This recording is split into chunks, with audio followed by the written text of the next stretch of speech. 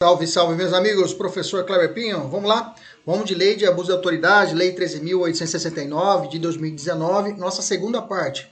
Vamos ver a questão para a gente começar o nosso trabalho. Comete crime de abuso de autoridade aquele que constranger a depor sob ameaça de averiguação pessoa que, em razão de função, ministério, ofício ou profissão, deva aguardar segredo ou resguardar sigilo. Letra B. Submeter o preso a interrogatório policial durante o período de repouso noturno, salvo se capturado em flagrante delito ou se ele, devidamente assistido, consentir em prestar declarações. Letra C. Impede o preso, o réu, solto ou o investigado de entrevistar-se pessoal e reservadamente como seu advogado ou defensor por prazo razoável, depois de audiência judicial e de sentar-se ao seu lado e com ele comunicar-se durante a audiência, salvo no curso de interrogatório ou no caso de audiência realizada por videoconferência. Letra D. Coage fisicamente alguém mediante violência ou grave ameaça a franquear-lhe o acesso a imóvel ou suas dependências. Tá, quais crimes, qual dessas alternativas realmente é um crime de abuso de autoridade? Vamos lá? Vamos estudar então os conceitos que estão presos nessa questão, são realmente tipos penais do crime de abuso de autoridade. Então vamos começar já do crime do artigo 13. O crime do artigo 13 fala assim, ó, constranger o preso ou detento mediante violência grave, mediante violência, cuidado, não fala violência moral ou violência física, grave ameaça ou redução de sua capacidade de resistência, exibir-se ou ter seu corpo ou parte dele exibido à curiosidade pública. 2. Submeter-se a situação vexatória ou a constrangimento não autorizado em lei. 3. Produzir prova contra si mesmo ou contra terceiro. Pena de 1 a 4 anos. Vamos lá. Então, quem comete o crime? Aquele que... O tipo penal traz isso, o caput, né? Constranger o preso ou o detento mediante violência, grave ameaça ou redução de sua capacidade de resistência. No inciso, para que exista a conjugação do crime, você tem que ler o caput com o inciso primeiro, né? Então, temos o inciso primeiro falando o seguinte, exibir-se ou ter seu corpo ou parte dele exibido à curiosidade pública.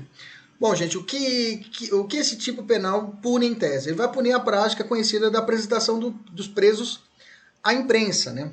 Já existe entendimento ao STF de que o preso apresentado à imprensa, algemado, não fere a súmula vinculante que combate o uso de algemas, né? Nós sabemos disso. Então, o que essa norma quis trazer? O que ela quis proteger? É realmente isso.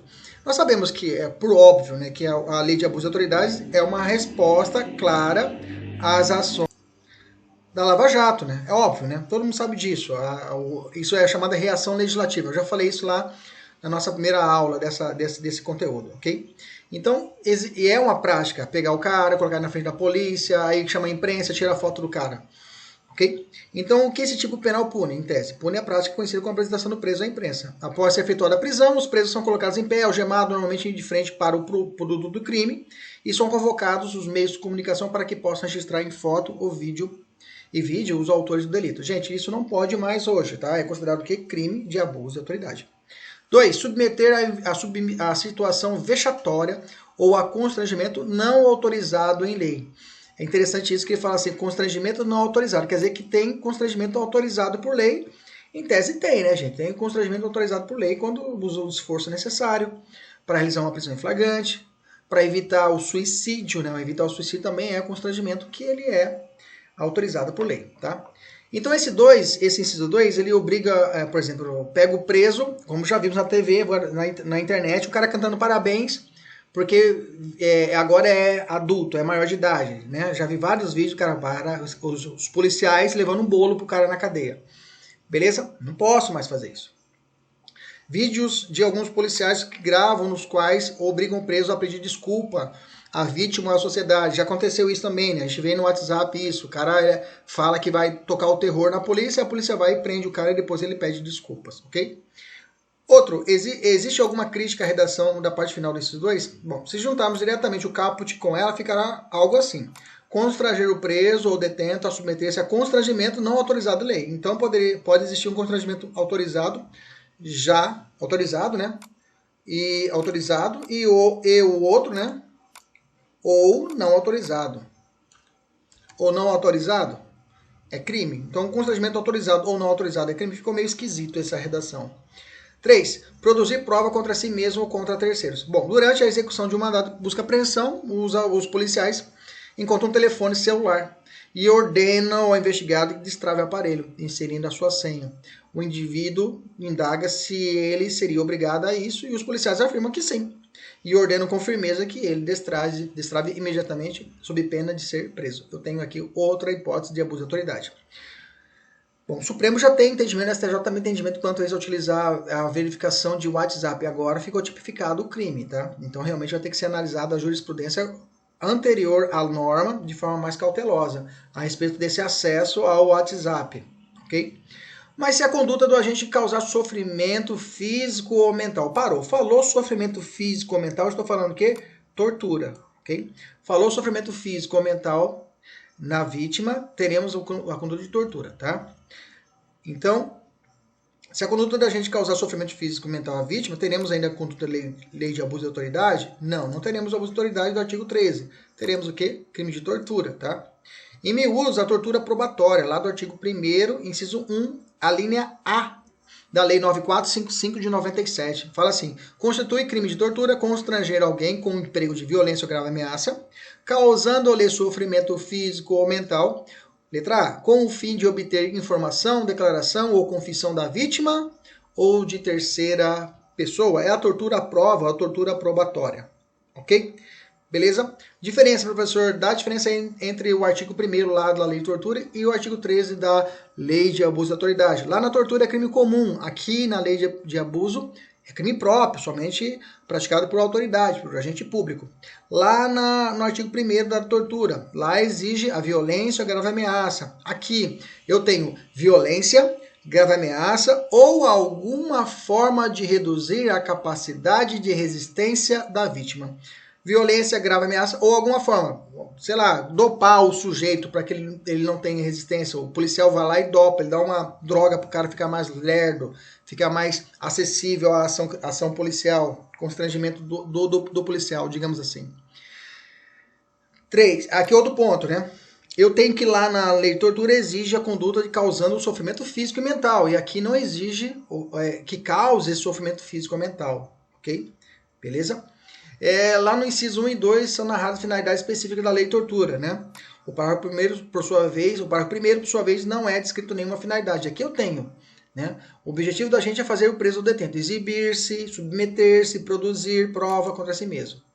A pena lá é de 2 a 8 e a pena aqui é 1 a 4. E a pena lá é de reclusão.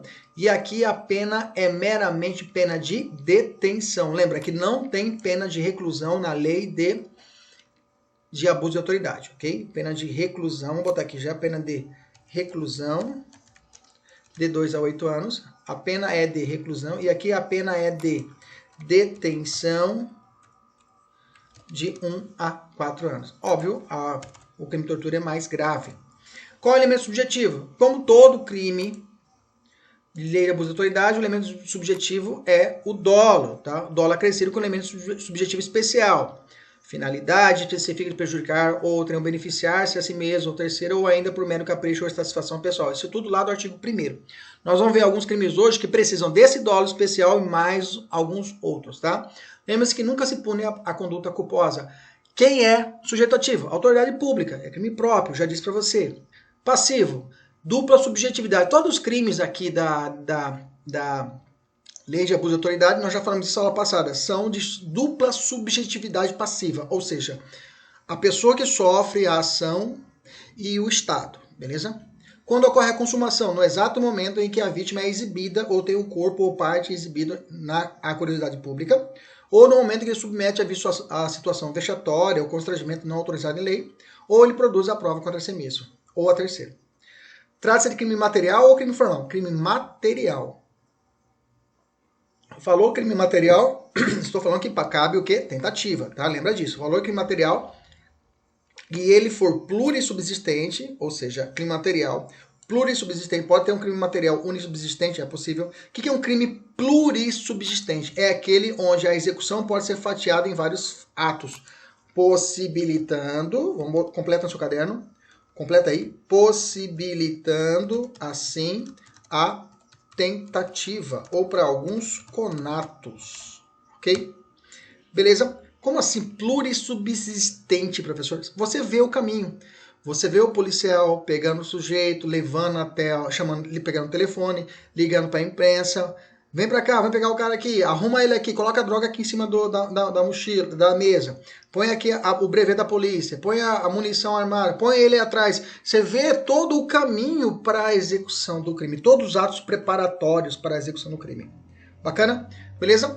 Como esse crime cabe suspensão constitucional do processo, tá? Cabe acordo de não persecução penal, mesmo a pena ser acima de 2 anos, não entra juizado especial, mas cabe o acordo de não persecução penal. Dá uma olhada lá no artigo 28A do CPP, que tem vários requisitos. Como a pena mínima é inferior a 4 anos, o Ministério Público pode propor ao acordo de não persecução penal. Tá? Aqui é a justiça comum, mas cabe a suspensão constitucional do processo, porque a pena mínima não ultrapassa a 1 ano. Beleza? Resolve essa questão aqui para nós. E vamos para o oitavo, na minha contagem, crime de constrangimento de depoimento daquele que deva guardar segredo ou sigilo. Tá? O artigo 15 está aqui, eu já fatiei aqui, vamos pular já a leitura do artigo, vamos direto aqui. Vamos primeiro entender quem que tem a obrigação de depor. Quem tem que depor? Bom, gente, em regra, tem o dever de depor todo mundo, toda pessoa. Toda pessoa tem o dever de depor. Mas, em regra, toda pessoa também poderá ser arrolada como testemunha, tá? Então, assim, depor, todo mundo pode. Prestar depoimento. E testemunha, também todo mundo pode prestar testemunho, professor. O 202 do Código de Processo Penal fala isso. E se for, será obrigatória a depor, devendo dizer a verdade sobre tudo que lhe for perguntado. Bom, se eu fui chamado como testemunha, eu sou obrigado a dizer a verdade. Eu não tenho direito de fazer silêncio. Eu vou fazer silêncio. Não tem, gente, tá? A corrente majoritária vai entender quem é testemunha, não tem direito ao silêncio. Algumas doutrinas falam só quando o testemunho vai prejudicar ele próprio, aí incriminá-lo, ok? Mas a corrente majoritária entende que quem é testemunha, ok? Existe uma doutrina que vai brigar a respeito do informante, né? Aquela pessoa que é suspeita, mas não presta compromisso de falar a verdade, mas ele é um mero informante, tá? Mas essa é uma outra conversa, isso é para direito penal. Vamos ficar aqui. O CPP, professor, o criminoso pode mentir? Já falei isso para vocês na aula passada. O criminoso pode mentir. Ele pode mentir como fazer silêncio. Já falamos isso na aula passada. O CPP, contudo, afirma que existem determinadas pessoas que podem se recusar a depor, que está no artigo 206, e algumas outras que são proibidas de depor. Então, tem umas que podem recusar e tem as que são proibidas de depor. Vamos tratar aqui das pessoas que são proibidas de depor, que nos interessa quanto ao crime aqui em tela. Se a pessoa teve conhecimento dos fatos, quem são as pessoas proibidas de depor? Se a pessoa teve conhecimento dos fatos, em razão de sua função, ministério, ofício ou profissão, e traz informações que estão acobertadas pelo sigilo profissional, ela estará, em princípio, proibida de depor. Advogado é proibido de depor? Vou falar agora. Mas aqui eu tenho, advogado óbvio, psicólogo, pastor de igreja, digamos, psiquiatra, ok? Todas aquelas pessoas que têm, pela sua função, o dever de guardar o sigilo. Elas são obrigadas a depor? Não, tá? Coloquei exemplo aqui, um psicólogo está proibido de depor sobre aquilo que o seu paciente lhe contou durante a sessão de atendimento. A parte interessada no sigilo profissional, o cliente, paciente da pessoa convocada, pode autorizar que ela deponha sobre tais fatos? Sim. O cara que me confessou o fato, ao psicólogo ou psiquiatra, fala o cara que sou louco, eu que matei a pessoa. E o psiquiatra é chamado para poder prestar depoimento como testemunha. Bacana? Bacana. Ele é obrigado a depor? Por regra, não. Mas o louco que matou fala assim, doutor, pode ficar tranquilo, pode falar aí tudo que o senhor quiser que eu te libero. Bacana. Então, sim, em outras palavras, a parte interessada poderá desobrigar a testemunha de guardar o sigilo profissional. Bacana? Bacana. Maravilha.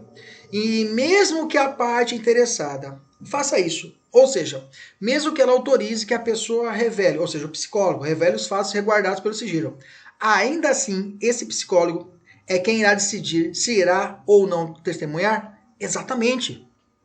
Exatamente. Isso que é uma visão além do que a gente estuda para concurso.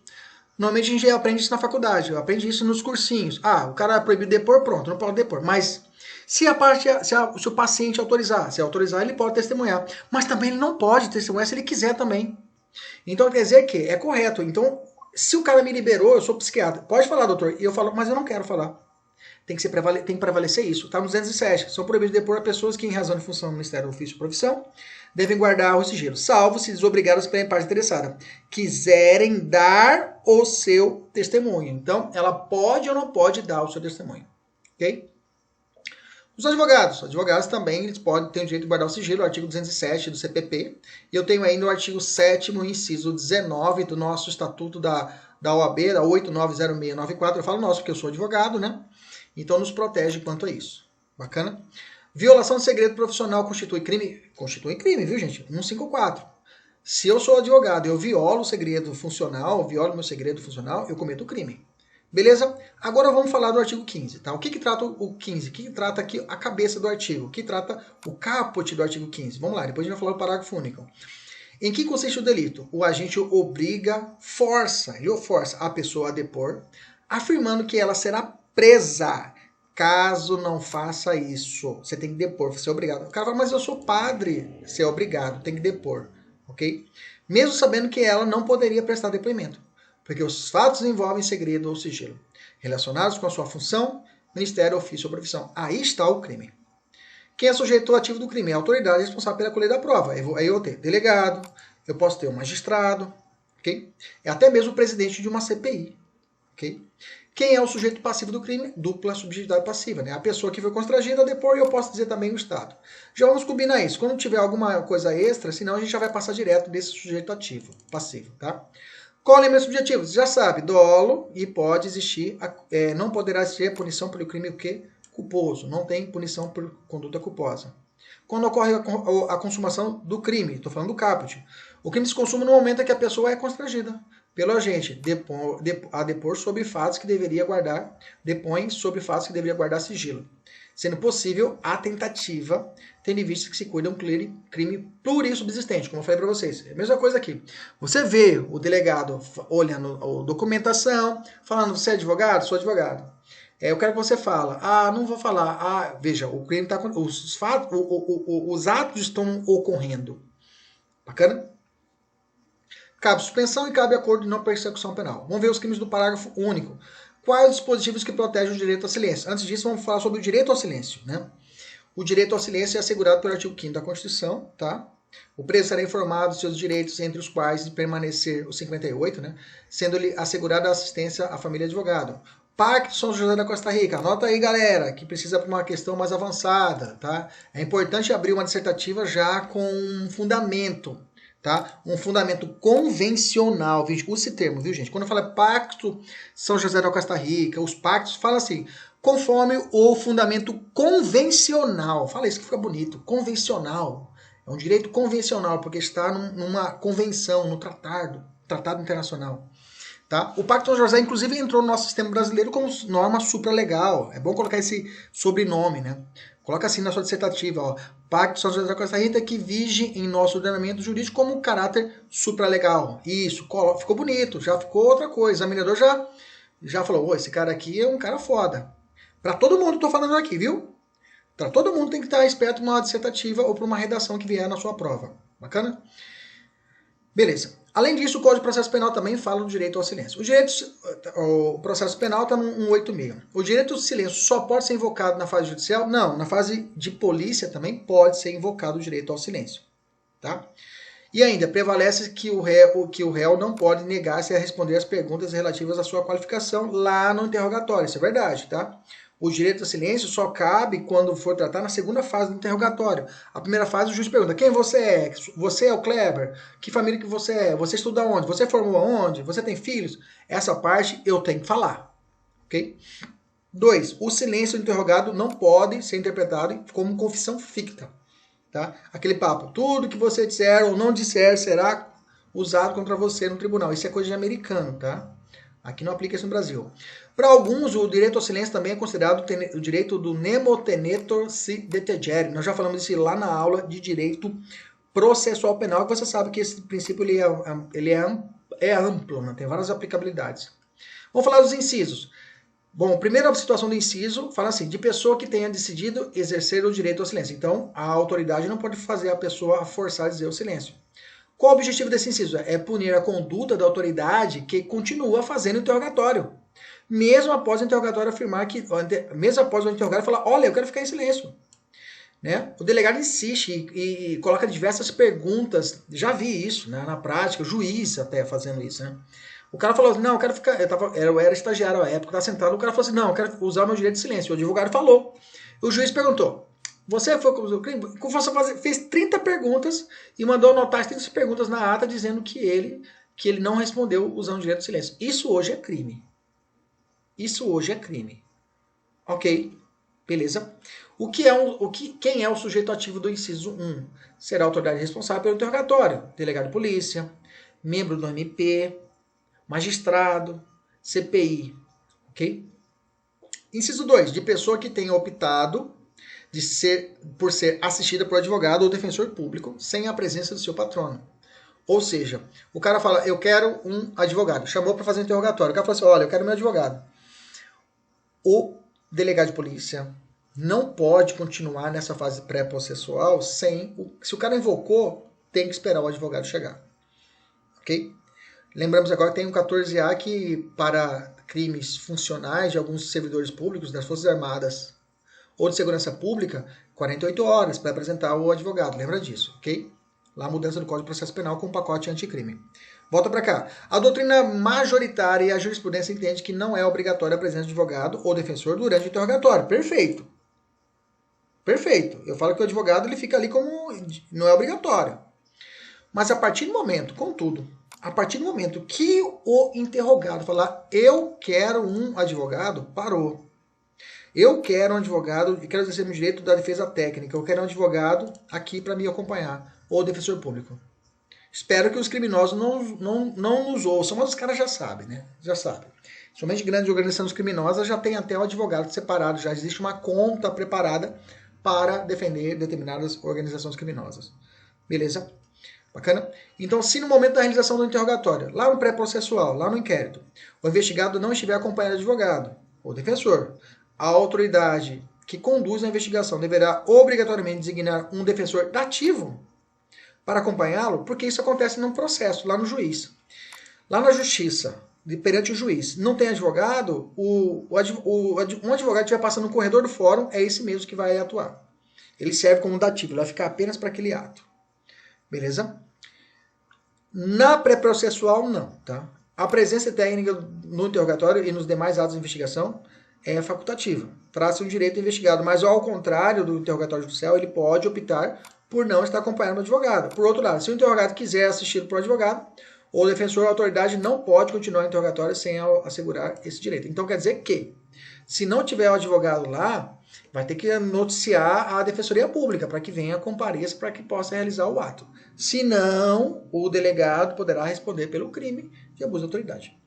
Durante o interrogatório realizado na fase judicial, lá na Justiça, é obrigatória a presença de advogado ou defensor público prestando assistência jurídica ao réu? Lá sim, tá? Lá 185. É o que depreende o 185 do CPP. Mesmo que ele não queira. O réu não quer, mas o réu não pode abrir mão. Mas o réu pode abrir mão do direito de ter uma defesa técnica no interrogatório judicial? Não. E, aliás, nenhuma fase processual não posso ter a inexistência de um defensor. Tem que existir. Tá? Isso não é uma opção do réu. Tem que existir a defesa técnica. Ele tem a autodefesa, a possibilidade dele ele falar nos processos, de poder prestar seu depoimento, estar presente na audiência, mas é necessária a defesa técnica no processo penal. Quem é o sujeito ativo do crime? Aí será a autoridade que está responsável pelo interrogatório. Delegado, membro do Ministério Público, magistrado e o presidente da CPI. Ok? Resolve essa questão aqui. Próxima. Deixar de identificar ou identificar-se falsamente ao preso por ocasião da sua captura. Vamos entender o que é isso. Aqui a ideia, você sabe que existe uma premissa constitucional. Vamos para o que eu escrevi, não vamos inventar. Vamos o que eu escrevi. O direito de identificação da pessoa do interrogador é um direito fundamental? Toda pessoa tem o direito a saber quem está sendo interrogado e quem fez a sua prisão? Sim ou não? Sim. Ela está na Constituição Federal, está no artigo 7º, inciso 59. O preso tem direito à identificação dos responsáveis por sua prisão ou por seu interrogatório policial. Até questionado hoje em dia, né, pelo fato das grandes facções criminosas, né? Porque o cara tem no flagrante tem o nome do policial que fez a prisão, né? Mas pode ser futuramente relativizado esse artigo 5º e 59? Pode, mas por enquanto é cláusula pétrea, ninguém mexe. Beleza? Inclusive, essa é uma garantia prevista na Convenção Americana de Direitos Humanos, no Pacto de São José da Costa Rica. Ou seja, é também um direito convencional. Beleza? Na verdade, como os dois estão no mesmo pé de igualdade, aqui está natureza supralegal, né? Supralegal. Então tá certa a posição aqui do pacto. Se fosse colocar numa hierarquia das leis aqui, primeiro viria a Constituição, em segundo o Pacto de São José da Costa Rica. E embaixo seria um Código de Processo Penal, porque seria abaixo do... A supralegal fica no meio. Fica entre a Constituição e as leis comuns. Ok? Como esse direito é efetivado, tá? Vamos entender. Por exemplo, lá no flagrante, como é que é efetivado esse direito de saber quem está realizando a prisão? Porque muitas vezes você vê o cara realizando a prisão policial sem a tarjeta, sem identificação. É isso, Arnaldo? É isso, professor. Quando eu estou sendo preso lá, o cara está sendo preso em flagrante. Ele falou, olha, eu quero saber como é que você chama policial. Tá, tapa na cara. Não, não é isso, né? A ideia é que quando que ele vai ter chance de saber quem que está fazendo a prisão? No flagrante, na nota de culpa. A nota de culpa é esse documento realizado e emitido para o flagrante. Tem que ser expedido para o cara até 24 horas. Dá uma olhadinha lá no 306, parágrafo 2º do CPP. Ok? Ali ele vai ter a chance de saber quem fez a prisão dele, quem é o condutor, quem são as testemunhas, qual é o crime, ok? E quem fez o interrogatório. E se for uma prisão preventiva ou temporária, ele vai saber isso no corpo do mandado de prisão. Como se tipifica o crime do 16? Bom, vamos lá. O agente deixa de se identificar. Não fornece o seu cargo ou a sua função. 2. Identifica-se falsamente. Atribui a si mesmo falsa identidade, cargo ou função. Ele fala que é Abreu, mas é Mané. Ok? Primeiro, ao preso, no momento da captura, né, ele deixa de identificar ou identifica falsamente para quem? Para o preso no momento da captura ou quando deva fazê-lo durante a detenção ou prisão, ou ao interrogatório, no interrogatório realizado em sede de procedimento investigatório ou de investigatório de infração penal. Então ele muda o nome na ato da prisão ou lá no interrogatório. Quem é o sujeito ativo? É o responsável pela prisão, tá? Ou pelo interrogatório. Quem é o sujeito passivo? Dupla subjetividade passiva. O cidadão e o Estado. Não coloquei aqui, mas você já sabe, tá? Qual é o elemento subjetivo? Dolo e não entra conduta culposa aqui. Você já sabe de cor. Tem que ter aquele elemento especial. Tem que ter essa finalidade, senão não é crime, tá? Além de tudo que eu falei para você, tem que ter essa finalidade de prejudicar o cara, que beneficiar a si mesmo, ou de capricho ou satisfação pessoal. Quando ocorre a consumação desse crime? O crime se consuma quando a gente deixa de identificar ou se identifica de forma falsa. Cabe suspensão condicional do processo? Cabe que a pena não ultrapasse um ano. Cabe usado especial? Cabe. Transação penal? Cabe suspensão condicional do processo? Cabe acordo de não persecução penal? Também cabe, se caso não der certo ou a transação penal. Beleza? Tranquilo? Resolve primeiro essa questão. Crime de vedação do interrogatório noturno. Vamos lá. Fala assim o artigo 18. Submeter-se o preso a interrogatório policial durante o período do repouso noturno, salvo se capturado em flagrante ou devidamente assistido por ou consente de prestar depoimentos, declarações. Vamos lá. Qual é o horário no qual o interrogatório policial deve ser realizado? O CPP não fala, tá? Das 18 às 22, não fala. Então, o que entende por repouso noturno? Repouso noturno é o período no qual as pessoas, em geral, estão dormindo, estão descansando, segundo os costumes e hábitos locais. Esse conceito não é objetivo, né? Pode variar de acordo com a localidade. Tá? O que é para um é noturno e o outro não vai ser repouso noturno. No interior e na capital da cidade. Na capital é diferente o repouso noturno. Para quem mora no interior e para quem mora na cidade grande, como falam os antigos, né? Assim, o costume entra aqui como uma técnica de integração, ok? Eu vou olhar o costume local e aí eu falo, está acontecendo aqui em Cuiabá, estão lavrando a notícia crime, está sendo devidamente lavrado o auto de flagrante, interrompendo o preso às 3 da manhã, em meio na cidade de Poconé. Pronto, já está repouso noturno faz hora, né? Se lá for, sei lá, Poconé já está grandinho, né? Vamos colocar outra cidade aí, sei lá, alguma cidade menor aí. Pensa numa cidade pequena. E aí, o pessoal, 8 da noite, tá todo mundo dormindo já. Acabou o Jornal Nacional, todo mundo já está dormindo. Ok? Então, para essa situação, será repouso noturno. Repouso noturno é o mesmo que noite? Cuidado, tá? Eu estou vendo isso cair em prova, tá? Não é período noturno, é repouso noturno. Noite é o período quando não há luz solar. Noite se inicia com o pôr do sol e termina com o nascer do sol. Rigorosamente, o conceito de noite também não deveria ser objetivo, considerado que poderia variar de acordo com a região geográfica. No entanto, por razões de segurança jurídica, encontramos decisões judiciais afirmando que noite começa às 18 e termina às 6 da manhã. Mas nós vamos ver lá embaixo, sobre o cumprimento de mandato, que o horário é diferente. Lá no cumprimento de mandato à noite é de 21 às 5. Ok? Assim, algumas vezes já se iniciou a noite. Assim, algumas vezes já se iniciou a noite, mas ainda não começou o período do repouso noturno. Em uma grande capital, por exemplo. É possível também que, dependendo da localidade, já tenha terminado o período do repouso noturno, mas ainda seja noite. Bacana? Quem acorda cedo para trabalhar, o pessoal do interior.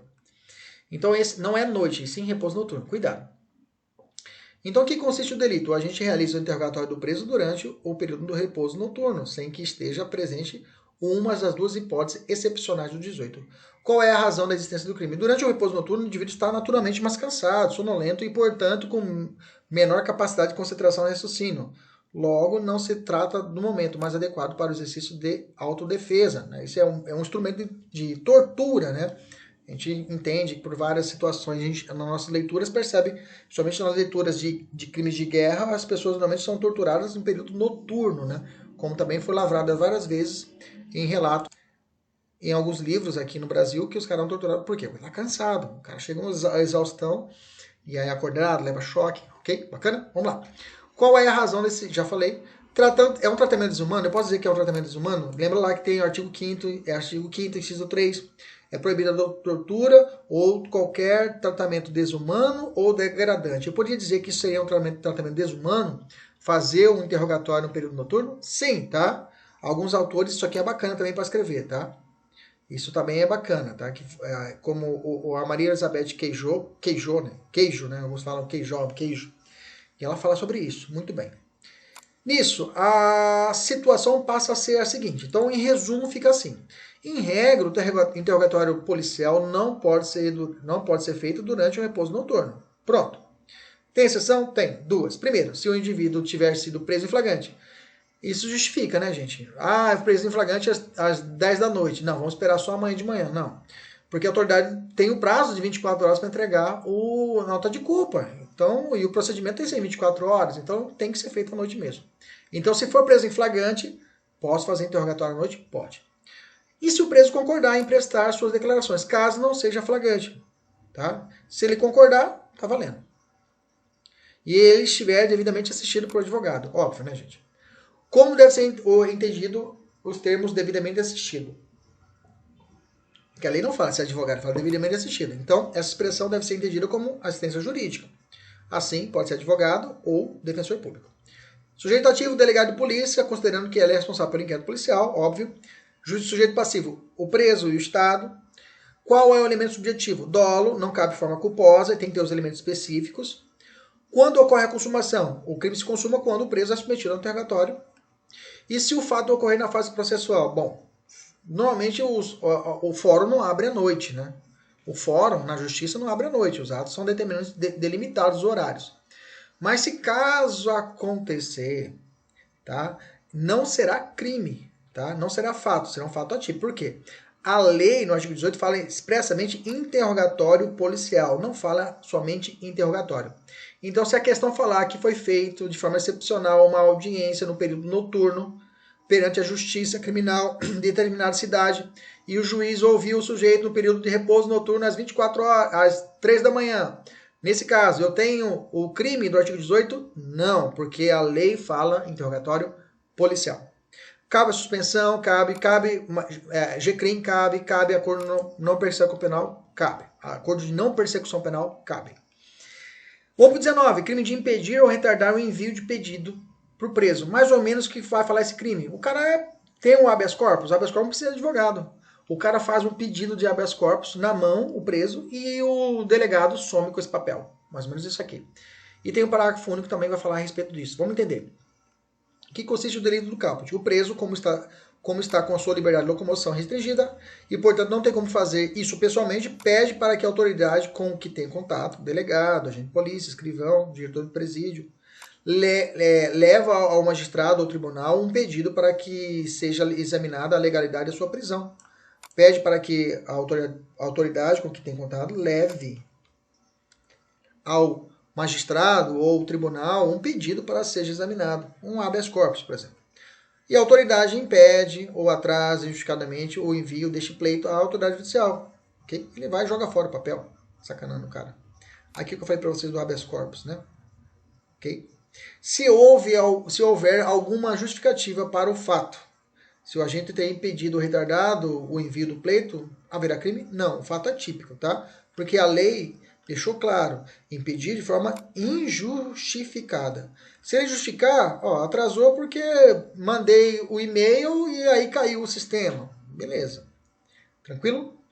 Bacana? Vamos lá. Quem é o sujeito ativo? A autoridade que recebe o pedido e deixa de informar. E quem consiste o direito do parágrafo único, delito do parágrafo único. O único fala assim: aqui o magistrado toma conhecimento de que o preso formulou o pleito dirigido a si e que esse pedido não lhe foi entregue. Mesmo sabendo dessa situação, o juiz não toma providências, o juiz não toma as providências para exigir a entrega do pedido ou para, mesmo sem ele resolver a situação do preso, okay? Mesmo sem ele resolver a situação do preso. Então quer dizer que então ele recebeu, ele podia repassar isso para a autoridade superior a ele, mandar para o Tribunal de Justiça. Ele não envia, o juiz não envia. Não é ele que julga. Quem tem que julgar, o prefeito, por exemplo, é o tribunal. Ou o governador, é o STJ. E o juiz aqui embaixo não sobe esse pedido. Ele responde pelo crime. Tá? Beleza? Ocorrendo ainda que o juiz entenda que não é competente para apreciar o pedido, esse magistrado tem o dever de enviar o pedido à autoridade judiciária que seja competente. Ocorrendo uma das situações descritas, eu terei o crime do 19. Sujeito é magistrado, agora estou falando parágrafo, né? Elemento subjetivo, tanto no caput, aqui também é o dolo. Não pulem a forma culposa, cabe suspensão condicional do processo e cabe acordo de não persecução penal. Evoluindo, vamos para o artigo 20. Impedir sem justa causa a entrevista pessoal e reservada do preso com o seu advogado. Vamos lá? Vamos falar sobre isso. Quais os fundamentos legais que legitimam a entrevista pessoal e reservada do preso com o seu defensor? Onde é que está escrito isso? Que o cara tem direito a ter uma entrevista pessoal e reservada com o seu preso, né? Trata-se de garantia fundamental da Constituição. Tá? O preso será informado dos seus direitos, entre os quais de permanecer calado, sendo assegurada assistência à família e o advogado. O Estado prestará assistência jurídica integral e gratuita aos que comprovarem suficiência de recursos. Esses são os dois fundamentos constitucionais. Essa assistência precisa ser real e efetiva. Logo, é indispensável que o preso tenha contato e possa conversar pessoalmente e de forma reservada com o profissional que está fazendo a sua assistência jurídica. Beleza? Tranquilo? Somente assim será possível construir uma defesa efetiva. Bom, encontramos esse direito, além da Constituição, nas normas infraconstitucionais, ou seja, abaixo da Constituição. Lei de execução penal, vai estar lá no artigo 41, o 9. No Estatuto da OAB, no artigo 7, inciso 3. Na Lei Orgânica da Defensoria Pública, nos artigos 44, 89 e 128. Ok? Justamente por isso, há tratados internacionais e normas infraconstitucionais que asseguram o preso o direito à entrevista. Okay? Inclusive, a Convenção Americana de Direitos Humanos, no artigo 8º, inciso 2, linha D, trata disso também. Okay? Então, eu tenho uma norma. Na verdade, a convenção era para estar aqui, né? Vamos botar aqui. Pode ficar no seu como está aí, tá? Pode deixar aqui. Vamos botar aqui embaixo para ficar hierarquicamente certo. Agora sim, Constituição, supralegal, legal. Entendeu a sacada? É assim que você vai escrever também na sua dissertação, essa ordem, tá? Professor, se eu tiver uma convenção internacional que não foi aprovada, uma convenção internacional que foi aprovada pelo quórum, aí vai ficar do lado da Constituição. Ok? Depois a gente fala sobre isso. Em que consiste o crime do caput? Vamos falar sobre o crime agora. O agente impede que o preso converse pessoalmente de forma reservada com o seu advogado, sem que exista um motivo legítimo. O tipo penal fala apenas de entrevista com o advogado. Nesse caso, será possível estender ao defensor público? Se sim, isso não caracterizaria uma analogia em mala parte? Nossa, que pergunta fodida, né? Pergunta boa essa. Por quê? Se você não cabe advogado, se não é advogado, defensor não é advogado. Então, pronto. Então, se for colocar outro cara, vai prejudicar a vida do criminoso, do agente público. Gente, não, tá? Então, nesse caso, Alex, primeiro ponto. Dá para estender para o advogado, para o defensor público? Sim. Se isso não caracteriza analogia em mala parte, não caracteriza. Vou explicar o porquê. Explico. Não configura analogia em mala parte, o que seria, obviamente, vedado, né? Consistindo apenas e tão somente na realização de interpretação extensiva, a fim de buscar a real intenção do legislador. Podemos falar assim, a mens legis, né? Mens legis, pode até escrever assim, a mens legis, ou a mente do legislador. O que ele queria com isso? Ele queria falar só advogado? Não, na verdade ele tinha que colocar o defensor. Bem que isso é bem errinho básico, né? Não sei quem faz essas leis, né? Tem assessoria, os caras, porra, tem que ter um professor aí no meio ali, no mínimo. Não sei como é que os caras fazem isso. Falou, ó, isso aqui vai dar merda, pô, tem que colocar aqui defensor, coloca defesa. Fica genérico para poder aplicar os dois. Beleza? Além disso, né, não vou nem falar, a Defensoria Pública faz papel diferenciado no Brasil. Então a assistência jurídica dela então qualquer ato que for contra a aplicação dela será o que considerado o que inconstitucional. Bacana? A entrevista deve ser pessoal e reservada. O conectivo é alternativo ou é aditivo? É aditivo, tá? A entrevista deve ser pessoal e reservada, tá? É muito comum às vezes, né? Isso já aconteceu comigo, né? Você está na audiência, aí você chegou, não conseguiu falar com o cara saiu primeiro do presídio, aí você fala para o juiz, excelência, eu quero conversar com o meu cliente aí de forma individual e reservada. Né? Aí o juiz fala, não, beleza, doutor, pode ir lá, pode ir ali no fundo ali, pode conversar. E aí ele destacava um policial para ficar do meu lado ali perto. O policial a uma distância acessível, né? O cara ouvia o que eu estava falando. Aí tinha que falar, aí, claro, com toda a educação, toda a primazia que a gente é formado, conversa, os policiais Maria a gente já conhece, trabalha, muitos policiais, graças a Deus, a gente já formou, né?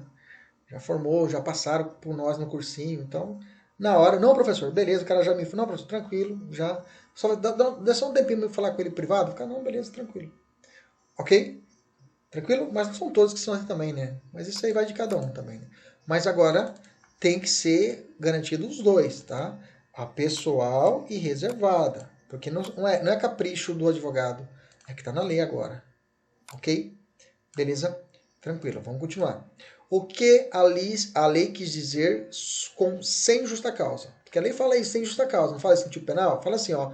Impedir sem justa causa a entrevista. Bom, se o cara tiver algum justo motivo e apresentar, olha, não deu para poder manter por situações diversas. Vamos ver aqui, ó.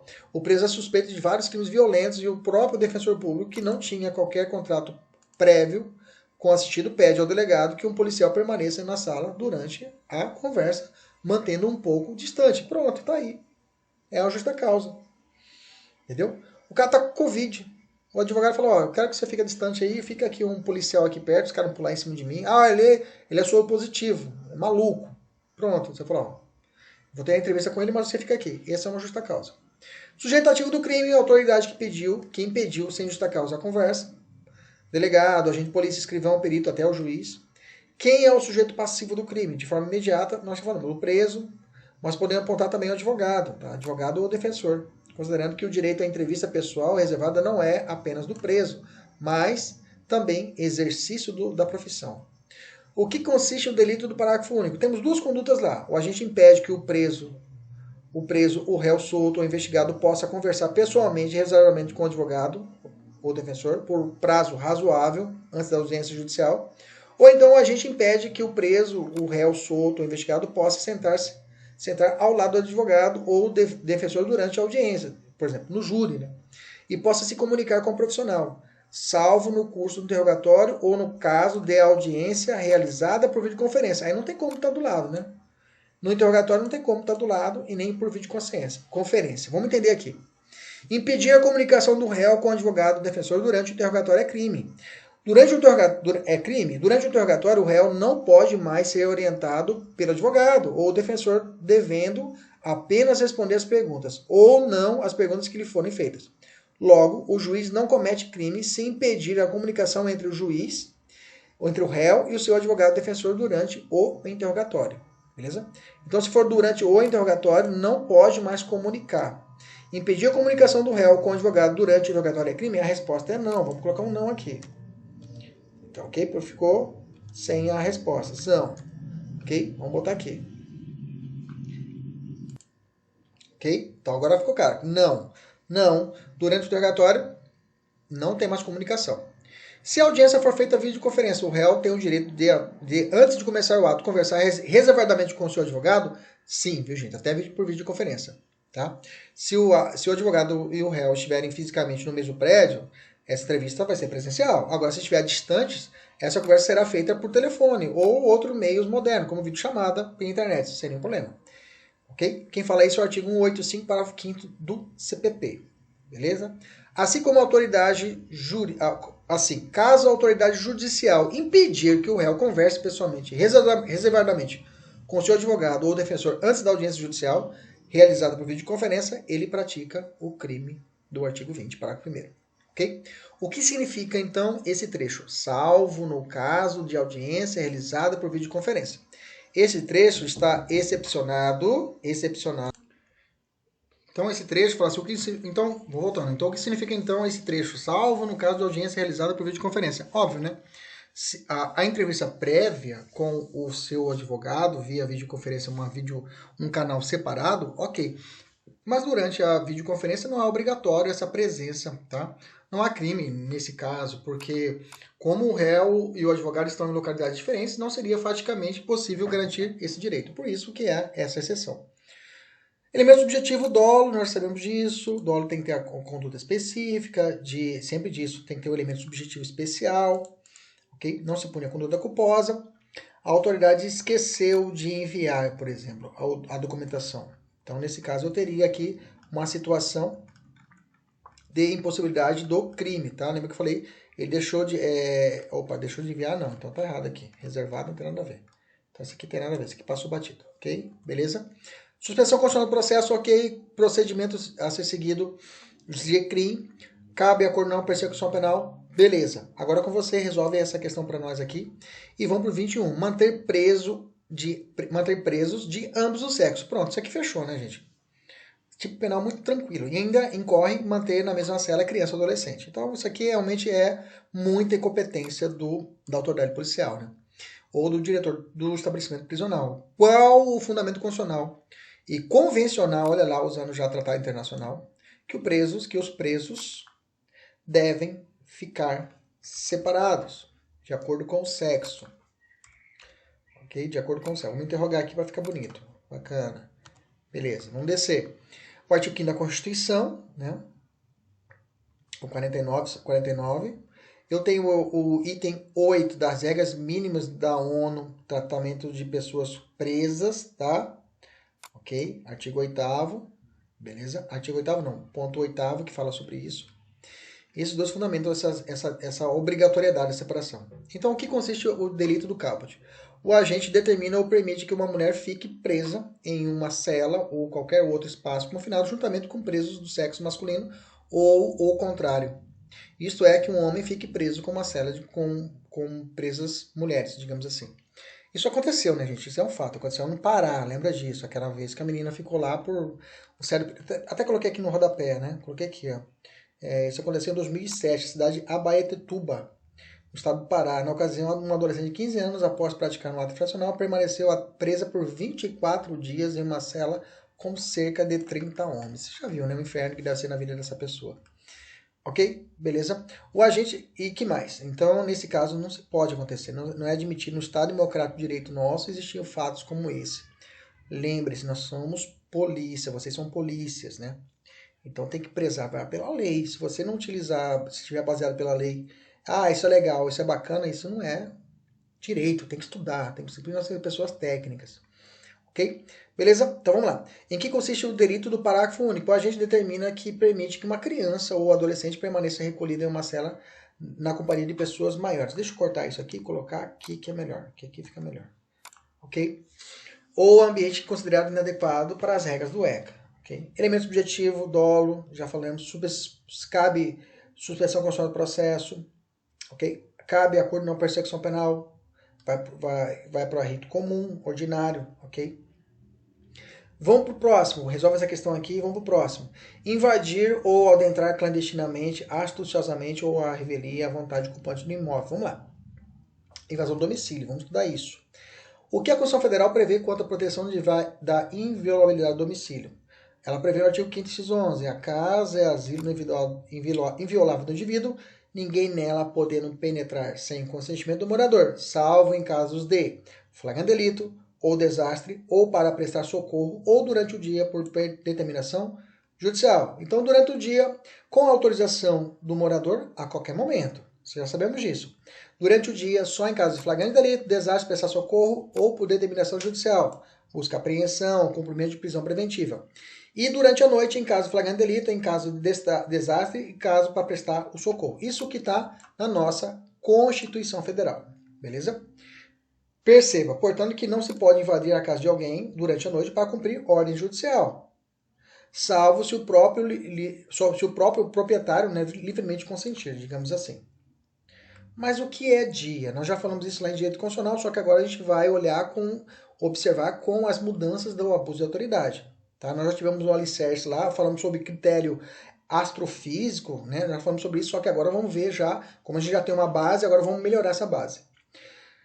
Não há unanimidade a quem fez o critério físico astronômico, né? Eu falei isso para vocês, ou seja, dia do crepúsculo à aurora, né? Tinha decisões a respeito de 6 a 18, né? Um critério, mas agora, para fins de abuso de autoridade, o legislador, de forma correta, adotou um critério objetivo e previu o mandado de busca e apreensão domiciliar não podendo ser cumprido após as 21 horas e até as 5 horas do dia seguinte.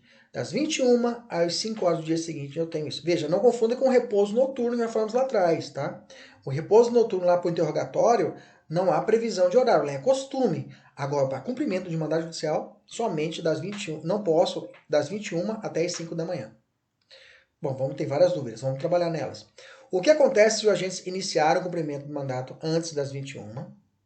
No entanto, a diligência ainda não se encerraram. É possível que elas continuem? A resposta é não. Tendo chegado às 21 horas, para tudo. Ok? Suspende, sendo retomadas a partir do dia seguinte, a partir das 5 horas. Caso as diligências de busca e apreensão perdurem para depois das 21, pau, crime. Ok? Isso porque a redação do inciso 3 não fala em inicia, mandado de busca e apreensão domiciliar, após as 21, utilizando o verbo cumpre. Então, ele não fala de se inicia ou cumpre. Então, fica essa lacuna. Renato Brasileiro, tá? Do Renato Brasileiro, ele fala o seguinte, ó. Iniciado o cumprimento de busca e apreensão no interior da casa durante o dia. É possível que a diligência se prolongue durante o período noturno, quando o adiamento prejudicar o caso, o ato ou causar grave dano à diligência, tá? Esse é o posicionamento dele, é um posicionamento contrário. Ok? São interpretações a respeito disso. Uma vai dizer que para e outra vai dizer, o Renato Brasileiro está falando que pode continuar se caso causar um prejuízo. Mas eu te digo, a majoritária vai ser essa, para tudo. O que se entende por domicílio, tá? Para fins de busca e apreensão domiciliar. Nós já sabemos disso, lá no artigo 5º nós já estudamos isso, o conceito é amplo. Abrange casa, toda a estrutura, quintal, garagem, porão, quadra, os compartimentos de natureza profissional, desde que fechados, escritórios, gabinetes, consultórios médicos, os aposentos de habitação coletiva, ainda que ocupação temporária, quarto de hotel, motel, pensão, pousada. Okay? Agora nós temos esse alicerce, agora vamos falar do crime. O que consiste o crime do caput?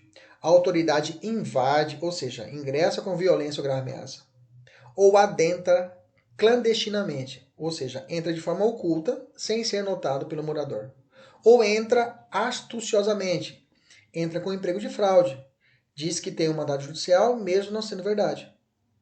Imóvel alheio ou suas dependências. Veja, ele não trouxe o termo casa. Agora eu vou comentar isso lá embaixo. Ele trouxe o termo imóvel. Ou nele permanece sem que tenha autorização judicial para fazer isso. Ou, se houver autorização judicial, caso tenha agido fora das condições estabelecidas pela lei. Repare que não usa o termo casa ou domicílio. Logo, tá? Aqui nós temos uma taxação. Não configura o crime em questão, né, com a conduta que invade um veículo. Por exemplo, considerando que não se trata de bem imóvel. Ok?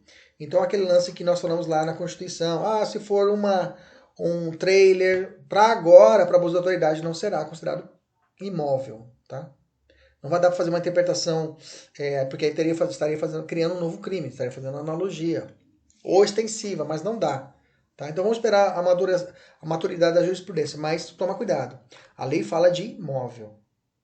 Quem figura como sujeito ativo? Qualquer autoridade. Passivo é a pessoa que tem o direito a negar que o agente ingressasse ou permaneça no local, né? Assim, além disso, o proprietário ou outras pessoas que podem ser sujeito passivo desse crime. Por exemplo, o possuidor. Basta imaginar que o imóvel esteja alugado. Nesse caso, a vítima será o locatário. Quando ocorre a consumação desse crime? Consoe quando há invasão ou adentra. O delito se consuma no exato instante em que o agente entra no imóvel. Trata-se de crime instantâneo. Ou permanecer. Consiste em permanecer. É um crime permanente. Ele continua cometendo o crime. De forma que a consumação se prolonga pelo tempo em que o agente continuar no imóvel. Cabe tentativa? Sim, é cabível tentativa na modalidade invadir e adentrar. Tem uma perguntinha aqui. Não é possível no caso do permanecer, como eu disse, tá? Código Penal. Código Penal, se você ler o Código Penal, eu tenho o artigo 150 que fala sobre invasão do domicílio, tá? E lá tem um parágrafo 2º que fala assim: aumenta-se a pena se o fato for cometido com funcionário público, lá no Código Penal. A pergunta é, esse parágrafo único está vigente hoje com essa nova lei de abuso de autoridade? A resposta não, ele foi revogado expressamente, porque o próprio artigo 44 da lei de abuso de autoridade menciona, revoga-se a lei tarará, tarará, de 95, parágrafo 2º, e o artigo 150, o parágrafo 2º do artigo 150 e 350 do Código Penal. Beleza? Então tá revogado esse artigo 150, parágrafo 2º. Em que consiste o crime do inciso 1 do parágrafo 1º? O agente com o uso de violência ou grave ameaça obriga o proprietário, possuidor ou detentor a autorizar o seu acesso ao imóvel ou às suas dependências. E o que consiste o 3? Porque o 2 foi vetado, né? Vetado o 2. O inciso 2 foi vetado. O 3 fala, o agente cumpre o mandado de busca e apreensão domiciliar após as 21 ou antes das 5 horas. Quais são as excludentes? Bom, essas excludentes do parágrafo 2º nem precisavam estar aqui, né? Pelo fato que são as excludentes constitucionais, prestar socorro, flagrante delito, evitar desastre, outros mais. Outros mais não, essas, né? Diante disso, havendo suspeita de que exista droga em determinada casa, será possível que os policiais invadam a residência mesmo sem ordem judicial e ainda que contra o consentimento do morador? Sim. Né? Um exemplo cotidiano é o crime de tráfico de drogas. O tráfico de drogas lá tem vários verbos: importar, exportar, remeter, preparar, produzir, fabricar, adquirir, vender, exportar, oferecer, ter em depósito, bacana, transportar, trazer consigo, guardar, prescrever, ministrar, entregar a consumo ou fornecer drogas, ainda que gratuitamente, sem autorização ou em desacordo com determinação legal ou regulamentar.